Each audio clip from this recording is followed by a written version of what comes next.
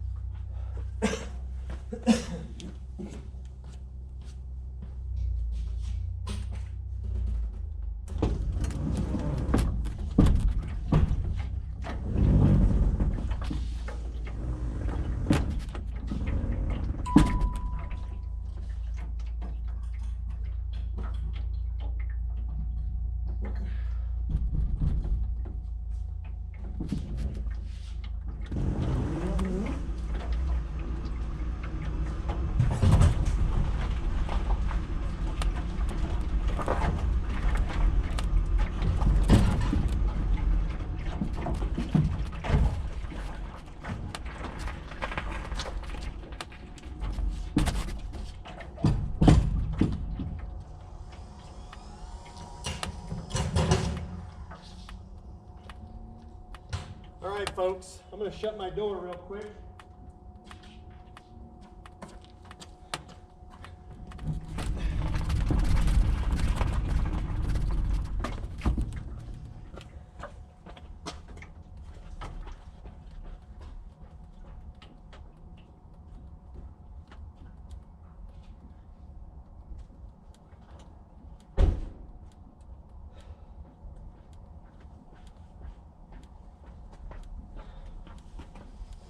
All right, so I'm getting in the airplane.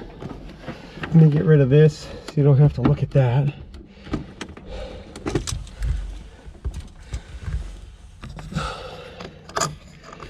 And how's it going? Okay, so I have some concerns about this live stream. The first concern is that never done a live stream with this GoPro before. Don't know if it's going to be able to get cockpit audio, and apparently I don't have good connection with my friends. So let me just message them.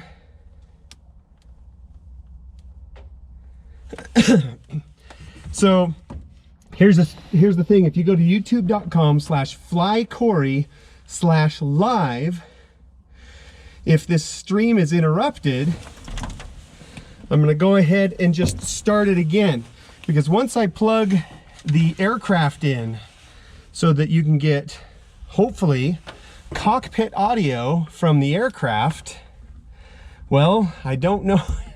I don't know if that's going to work. So I'm going to go ahead and plug it in.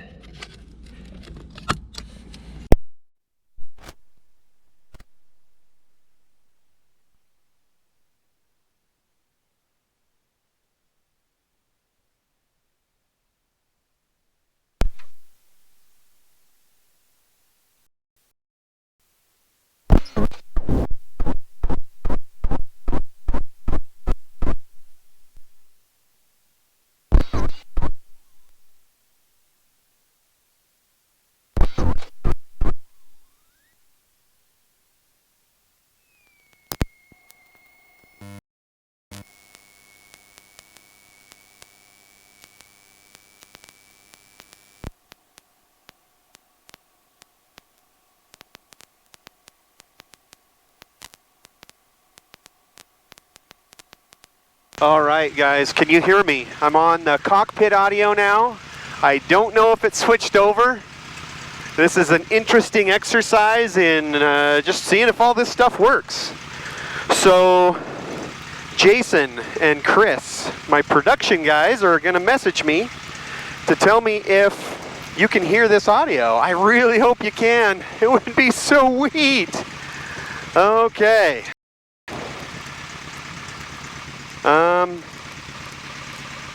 I need you, Jason, if you don't mind, message me and let me know if you can hear the cockpit audio, because I hear sounds great, but I don't know if that's from before or not.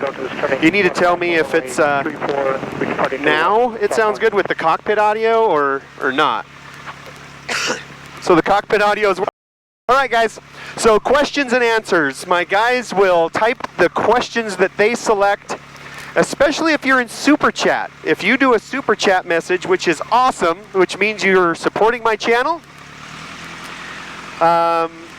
do a Super Chat message. Tell me how the vibration is, everything from my production guys and also from you guys as you're chatting.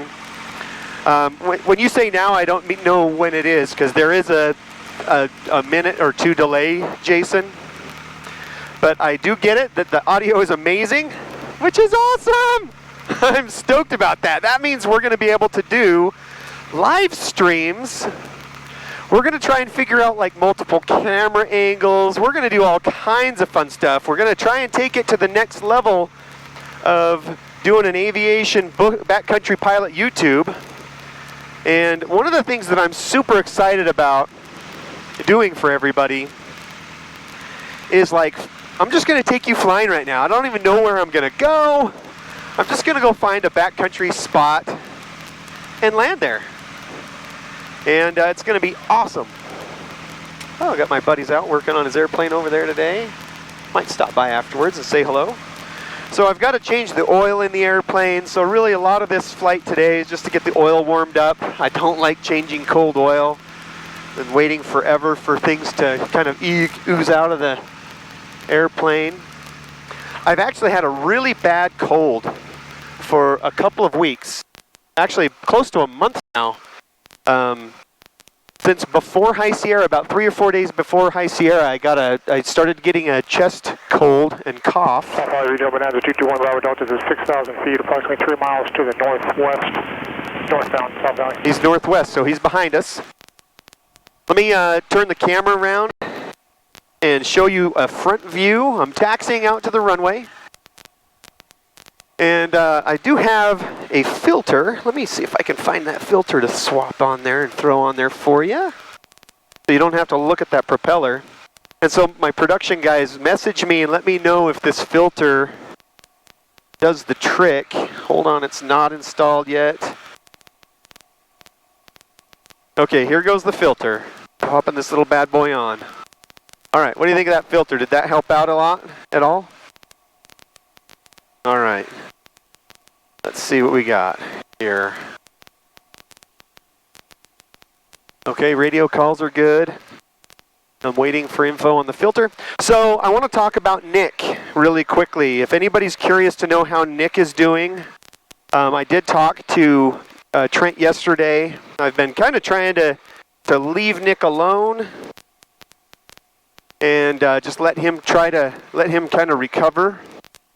But over here on the right, if you're looking on the right, there's a National Guard Armory here.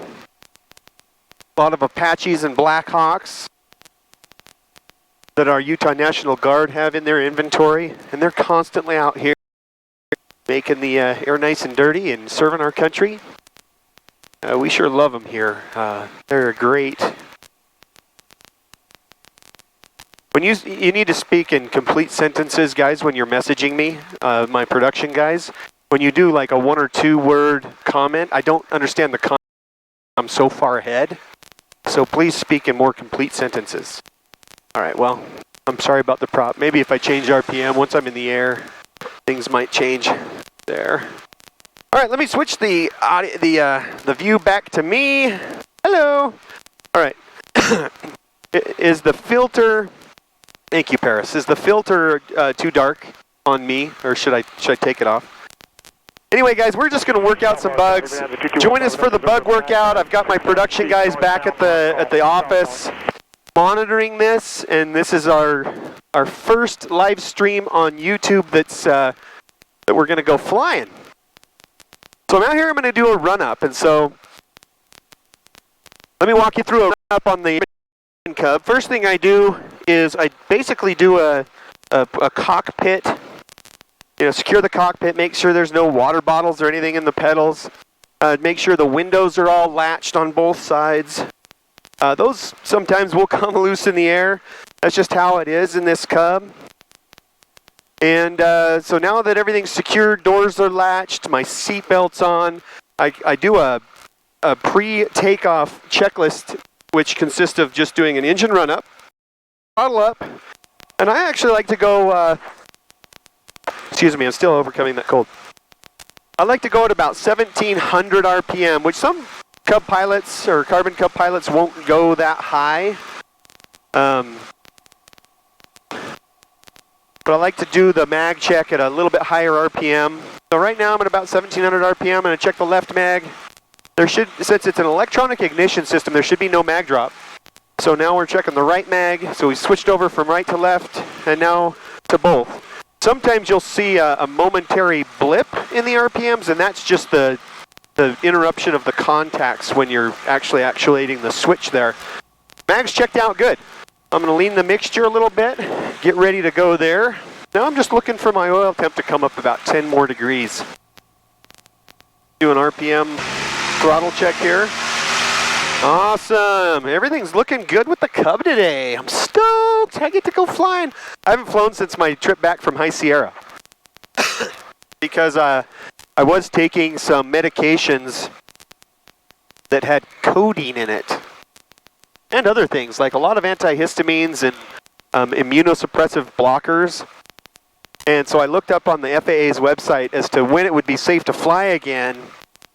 And one of the medications, I actually had to stop taking it for 96 hours. Can't remember the name of the chemical that it was, but 96 hours is a long time. So I had to stop taking that, give myself plenty of time. Okay, breath popping. All right. Speak across the mic. I appreciate that advice. But I like to pop my mic. You don't like me to pop my mic? You don't like that sound? So I'm doing that whole thing you do as a student pilot. You do that 360 in the run-up. This is a pilot-controlled or uncontrolled airport. And so I'm just looking in the pattern to make sure that I'm aware of anybody who may or may not have a radio. Looks like the approach is clear. And now I always like to look down the runway as well to make sure that the runway is clear and then there's not opposite direction traffic on the runway. Aero 3397, Quebec, point of the mountain, 5,500 inbound for landing, Cowboy. So he's about 10 miles to the south at a waypoint called Point of the Mountain, which I may or may not show you. So I'm going to answer a question here before I take off. Is it risky for a normal pilot to go do bush flying stuff? What skills do you need that your regular instructor don't teach, and where do you learn? That's a really good question. I would not recommend a normal pilot without any mountain flying experience or off-field experience to just go out and try it. There's plenty of instructors that can take you into your first grass or dirt or terrain strip. I certainly would not recommend learning it on your own. Just like anything else, a good instructor with previous experience is going to have that extra safety buffer, which you can't be too safe in aviation, right? No, you just can't. I mean, everybody has accidents. Well, not everybody. Hopefully not everybody has accidents, but those that do, you know, you really should just try to manage your risk. Flying is all about risk management for me. And is it safer to go with an instructor or manage your risk more efficiently and go get the proper instruction? There's a lot of schools that can teach you TAC Aero on the West Coast. You've got my bro Kevin Cory teaches people out of the Reno Tahoe area. I also really recommend, there's a Lori McNichol in McCall, Idaho. Probably one of the best mountain flying and bush flying courses you can take. That's the one I went to about 20 years ago, believe it or not. And that's how I got my bush flying experience and first time ago. I can't recommend that school enough. And is it worth it to travel to one of these schools that can teach you backcountry? Absolutely. It'll be the best weekend getaway or week-long getaway of your life. And you'll be not only a bush pilot, a safe bush pilot, you'll be a better pilot. I'm going to turn the camera around and let's launch this aircraft into the air, into the wild blue. Okay, one last check of the approach. Looks good. Throttle check, idle check on the motor. Here we go. South Valley traffic, black and silver Super Cubs taking the active, runway 34. We're going to be departing off the crosswind leg to the west. All right, here we go, folks. All right, so you go to throttle, 1,000, 1,000, that's all it takes. We're in a Cub. It's got plenty of power. I feel like I'm flying straight up at 50 miles an hour. Yeehaw! Let's put the flaps up, push nose down so it's not so crazy. We're not showing off for anybody today. 097 Quebec is 5 mile final, 3-4 straight in, South Valley. 5 mile final, he's behind us. All right, just checking all the engine instruments, everything is in the green, fantastic. Hey, thank you for the super chat from NecroSapien1. You're the man. I sure appreciate that. You're asking what the power plant is in my Carbon Cub. I have the stock power plant. It's the CC340 motor. It was originally built by Titan Engines, but now it's been purchased by Continental. And this is the motor that is in almost all the Carbon Cub EXs to SSs. It's a 180 horsepower motor. Mine may or may not be a little bit more than that. I do have a dyno sheet. I have had it over at Lycon in California for port polish, flow. I gotta tell you, it's a smooth running motor. It's fantastic. You can put pretty much anything you want in a experimental aircraft. South Valley traffic, black and silver Super Cub is now on a left crosswind, runway 34, departing off the crosswind leg to the west. In any case, South Valley traffic, Skyhawk 97075 taxiing via Bravo to runway 34. He's on the ground, I see him. In any case, that's the power plant. Your question was... 34, full stop. Your question was, what kind of power plants can you put on a Carbon Cub? Pretty much anything you want. Be smart about it. People that are going to have the resources to buy a Carbon Cub hopefully are going to know. I think the biggest motor I've ever seen is a 390 on one, but it was a little nose heavy. Weight is a big deal in aircraft. As you get a bigger motor, you're going to deal with weight issues. I'm always looking for a better solution. And so if there were somebody out there making a 200 horsepower motor plus or 250 horsepower motor that I could throw on the nose of this bad boy, but as you can see, it does really well with the 180 horse, and I'm probably... I'll go over the Harriman area. We're going to go over to the Brickyards and then do a teardrop in for... In case, you know, I love a bigger motor. I know a lot of you also follow Trent Palmer, and he just had about a 50 horsepower increase on his Kit Fox. That is a big deal. I mean, when you're talking about a 50% increase in horsepower, that's why you saw such a big dramatic performance increase on his aircraft.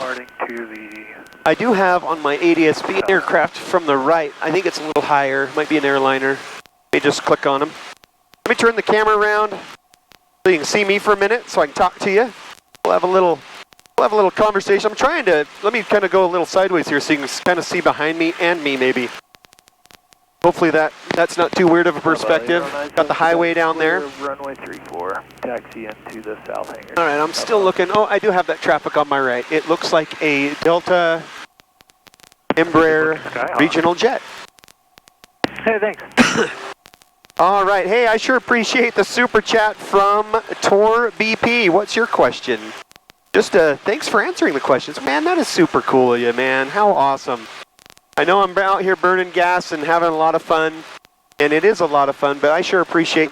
I also want to talk, I mentioned Nick briefly, give you an update. He does have a couple of surgeries at minimum left. We're still up in the air as to whether or not he's going to actually lose his one of his feet. So we still need 075 taking runway 34 for eastbound departure. We still need your thoughts and prayers for him that the blood flow and everything will work out just right, so that won't have to happen. Because obviously, in any case, in any situation, you don't want to have to lose a limb. But whatever's best for survival and health is what we want for him. I sure appreciate everybody's thoughts and prayers. If you're on my channel page and you go to the About section and you want to send Nick a card, I'm happy to make sure he gets those. I have an address in there. If you look at the About section on my YouTube channel page, so youtube.com/flycory, and click About, there's an address in there, and you can, you're welcome to send to that address. It's a P.O. box, so it's secure. You can send to that address any packages or cards or well wishes for Nick. I'm happy to just make sure he gets those. He did have a surgery on his eye socket. That was a little banged up, and that went really well. Doctors are very impressed with his healing and what's going on there. I'm going to point the camera down. There's a little field right here. Check that out. Headed over to What do you think? Is that calling? Should we land on that bad boy right now? It looks like there's no cattle on it. This is actually a grazing field that's owned by a ranching friend. And it is private property. So what's the rule for landing on private property, guys? What's that rule? If you can think about it. The rule is you must have permission from the landowner, right? And I do. So I'm going to actually put the camera forward. You can see me do a bush approach and landing with power lines and rocks and all kinds of shenanigans. I've landed on this before, so it's not like I've never done it. All right, so I'm back at an idle, carb heat's on. I'm slow, so I'm gonna start feeding those flaps. Little high, little hot. Take a nice, lazy, relaxed approach on this one. If there is such a thing as a relaxed approach in a bush plane, when you've got terrain and power lines. So I don't know if you can see those big power lines right in front of me that are an obstacle I've got to get clear of. And I hope I don't lose cell phone signal as I'm doing this. So if the stream interrupts, don't worry, I'll try and reconnect. And if I can't reconnect for some reason, we'll figure it out. So I'm going to fly right over here. So I'm not flying right alongside these power lines. You can see I'm kind of descending here. Now I'm picking my landing spot at this point, coming up a little bit on the throttle and looking for a good place in between the rocks to get this airplane on the ground. It looks like there's a good spot right up here, just long of this big rock. There's another big rock. All right, right here's a good spot. Let's do it. All right, perfect. All right, so we're in the field. Set the tail down nice and gently. Perfect. All right, so there's your first bush landing. I'm going to turn back on the chat for a second. Let me log in here while I get turned around. Jerry wants to know what my useful load is and what are my thoughts on the... Oh yeah, you did mention the FX3. Is the FX3 a good airplane as a first aircraft? Of course. For what I do... My favorite aircraft in the Cubcrafters line is either the SS or the EX. And I have very specific reasons for preferring that airplane over like an FX. I don't know if that makes sense. Let me get the airplane back in the air. I'm going to take off here real quick, and then I'll get into it. And then I'll also talk about the useful load and how I assess my landing spots. This one's about 200 feet long, so I got to really get after it here. So I'm going to go ahead and check everything real quick, make sure my motor's properly leaned, and we're off to the races. Throttling up, still holding the brakes, making sure everything's good. Don't want to get in a situation where something goes wrong. Let's release those brakes, get that nose up, down. Look for rocks, look for rocks. There's a big one, let's miss that one. Now we have our airspeed, pull it off the ground. There we go. Really short, about off the ground prematurely, stayed in the ground effect, got it safely off the ground. Pretty challenging little landing area. Definitely something I recommend a beginner go into. But a fun one nonetheless. I love that one. I have not named it. I don't know what to name it, but there it is. Kind of on a high right down below. That's the little ridge line, little shelf that we landed on. Nice and short. Beautiful, beautiful day for flying. Okay, so let me turn this camera around.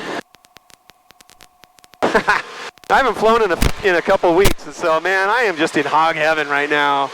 Love, love, love flying. Okay, so back to the FX3. The FX3 is a fantastic. Do I not prefer it? The type of flying I do, which that landing and takeoff right there, the FX3 would do it. Boy, that's a very weak radio somebody's got. Maybe he's far away. I apologize. But we got a lot of elk in this field. I'm never going to be able to show it to you in the GoPro. East of the airfield. I'm going to do a low pass. A lot of elk. Oh my gosh, there's got to be 50 of them. This is a farmer's field. I don't know, 50 head. Inbound for landing. In the elk. Oh my gosh, is that awesome or what? South Valley. That is amazing. Oh, they've kind of walked into a brush line, so they're harder to see. Oh my gosh, there's so many of them.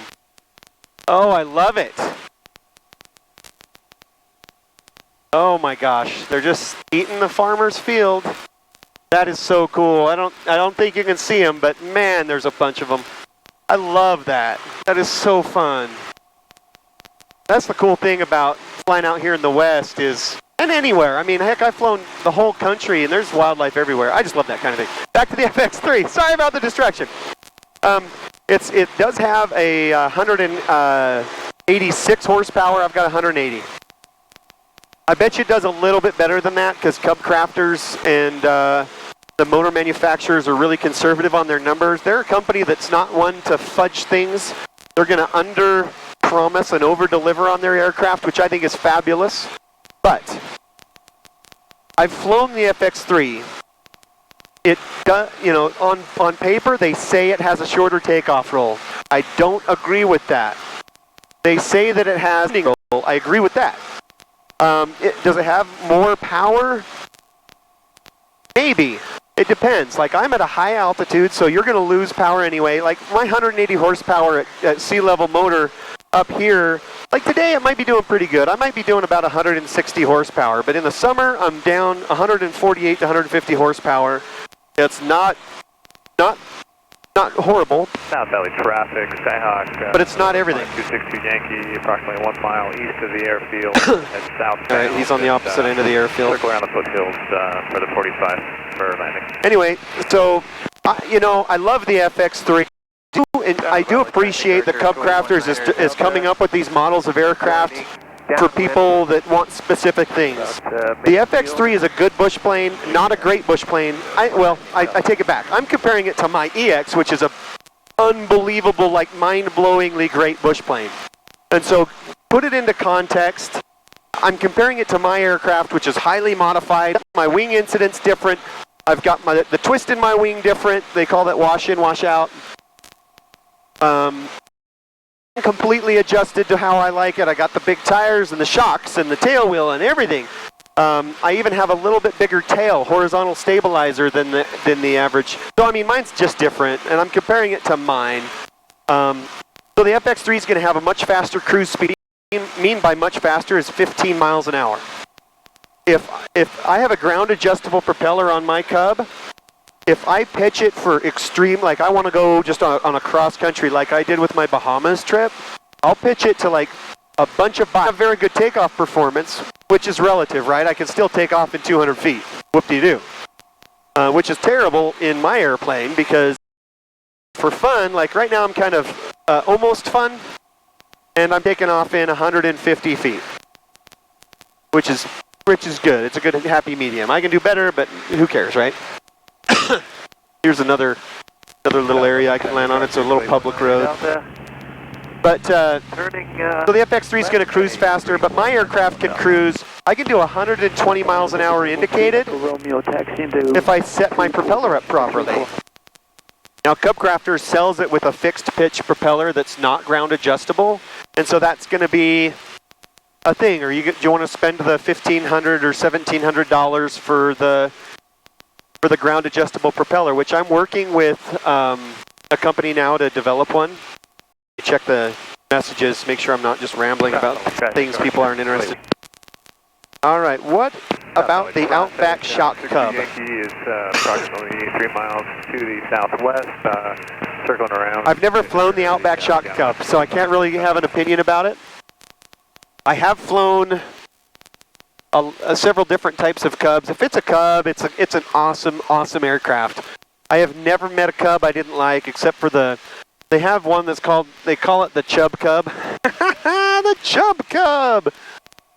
I'm just going to keep the camera where it is on this landing. But it's just a little heavy. And there are some Super Cubs out that are heavy. But they're amazing aircraft. I mean, come on. The wing is perfect. There's not a lot you're going to be able to do to get slower and carry as much weight, be as versatile. Delta going around, South Valley. The Super Cub is a fantastic airplane. The Highlander is a fantastic airplane. I don't have very good cell phone reception here. Yeah, if you've got questions that are unanswered, Jason, you can sure submit those again. I am missing quite a few because I am flying an airplane, so I'm not really paying attention so much to the... So I'm just basically in a flare here. I got a little bit of a power on because I just kind of want to float down the runway a little bit. This is a long one. It's just a dirt road. But it's kind of fun because it's got some berms on either side. So I'm just flying the tail, doing about 20 miles an hour on this little road. And Cowboy traffic, aircraft that did a go around. Can we get your location? I've lost you. Okay, I'm turning. All right, so that's fun. Crosswind from 3-4 South Valley. Landing on the dirt. Okay, here I go. I hope you still have me on the old live stream. Let's take off going the other way. Yeehaw, baby. About 2.5 miles. There we go. Runway 35. Do a more gentle takeoff this time. You don't need to do a bush or stole takeoff every single time. Minor Delta, turning left downwind. Yeehaw! Well, the oil's warm. Wow, this is live. Pretty I can't pronounce your name. Transwow. Traffic, Skyhawk 62. I have a question for you. Tell me about your alias, your ID. Purdy Trans. Give me my exact time so we can see how much delay there is. Okay, right now, exactly 2:18 p.m. Look at your clock. I think you're in LA. So it's 2:18 p.m. here in Utah. That's 2 hours off Eastern time and an hour off West Coast time. Pacific. So I'm in Mountain time. So if I was on the East Coast, it would be 4:18. If I was in California, Washington, or Oregon, it would be 1:18. Man, isn't that amazing how fast this airplane just climbs up to 1,500 feet off the ground? Man, I love this thing. You guys want to go look at the copper mines? What do you want to do? Tell me what you want to see. I am your captain. So I'm just kind of playing around in Class Echo airspace right now, which I don't have. Excuse me, left base, 3-4, touch and go South Valley. Sounds like a student pilot in the pattern. That's awesome. Gotta love those student pilots. Bring it. More of those. If you're thinking about getting your pilot's license and you need extra motivation, just message me and I'll give you plenty. I would love to encourage anybody to go out and do it. There's a lot of grant programs. If you go to aopa.org and look up grants or financial aid, doesn't matter what your age is, there's a lot of financial assistance programs available for people that want to make a career of it. Go for it, baby. Do it. All right, go take another look at that. Oh, thank you. Another super chat. $5 from IK04. Thank you so much. That'll cover me from the airport to that first bush landing. So I really appreciate that. Thank you. I'll tell you what. California wildfires. There's two big fires going on right now. One up in Northern California called the Camp Fire.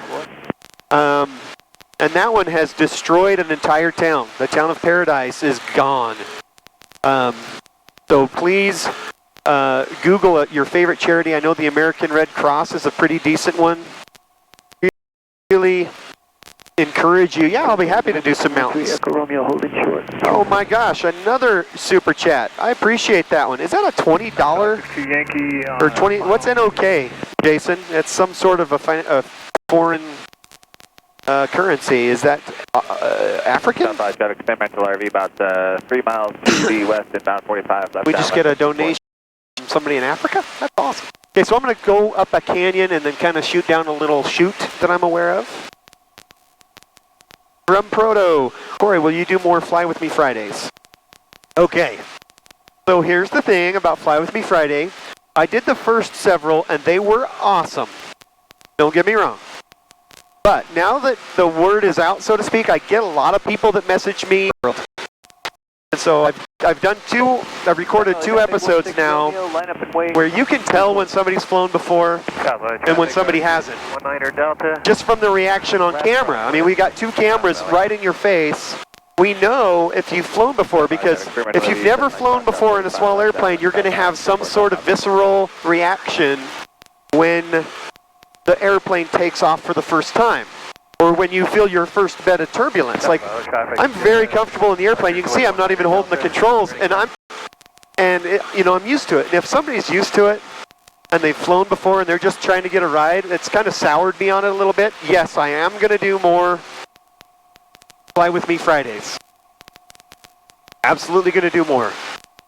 I've got some ideas as to how I'm going to make it awesome and kind of step it up a little bit.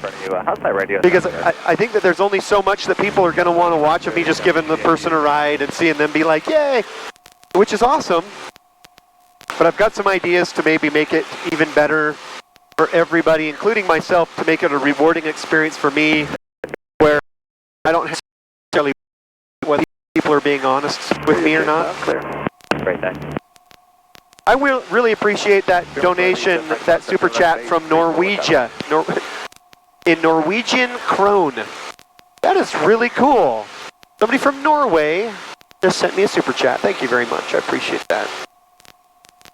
Okay, so Traffic 16 Romeo departing. somebody wants me to motivate him, who's a World War II veteran, been wanting to get airborne again.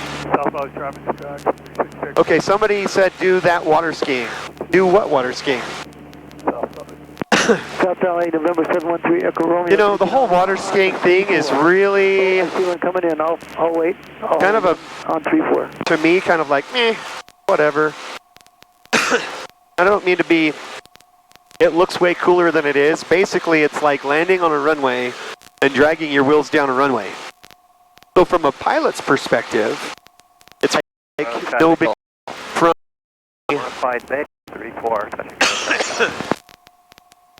from somebody who's not familiar with it or who's never done it before. They see the water coming off the tires and it looks really cool, but I got to tell you, it's really not that fun or exciting to do. It just looks cool for anybody who may be taking a picture or video of it. Other than that, it's just really, or if you're practicing, I think the value in water skiing is if you have a backcountry strip that you need to get into, like you're a hunter in Alaska, and you need to haul out some caribou meat, and the only way to do that is by landing on a 100-foot or less sandbar on a river, learning the skill of water skiing. Other than that, it's good for a picture. There's a lot of people that do it that get in accidents, which 2 miles east of the not really cool. What a bummer. All right, I'm 6 to this flight. I'm going to turn the camera around so you can see I'm now in the mountains. Oh, how beautiful. Right now, but I will remedy that. I am very happy to fly veterans, flying right in guys that you can't really see the terrain. That sun is getting low. How about how does we're getting really bad on the cell phone? I'm gonna I've got 1 bar. That's streaming. I'm in this area. This is not a good area for streaming live. Okay, so this little canyon, there are no power lines. This is probably one of the cooler parts of this because the cell